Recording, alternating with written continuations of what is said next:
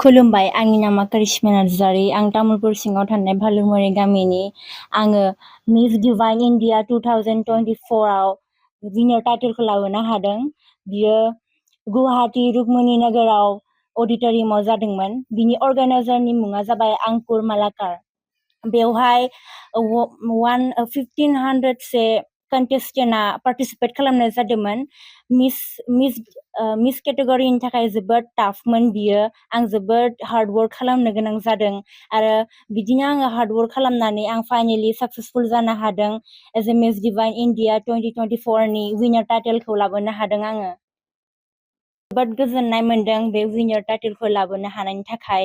आं मालाबाबो सानाखैमोन। आङो जोबोद आगोलनिफ्रायनो बिदि श' खालामबोबाय थादों। बुहुद श' आं बाहागो लाफेरबाय।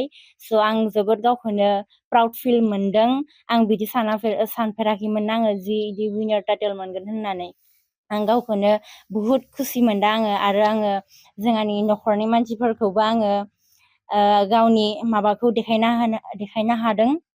स' आं गावनो बुहुद गोजोननाय मोन्दों आरो जोंहा गासैबो न'खरफ्राबो गोजोननाय मोन्दों आंनि विनारखौ जाहाथे आं मोन्दों विनार। द्याट्स वाइ बिसोरबो गोजोननाय मोन्दों।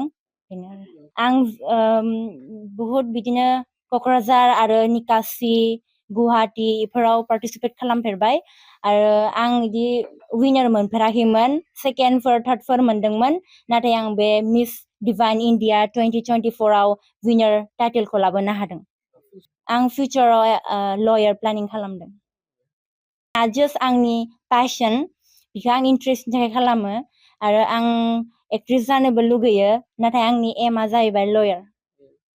इन्डियानि बाहागो लानायनि थांखि दं। आं बिदिनो दावबायलांबाय थागोन आङो।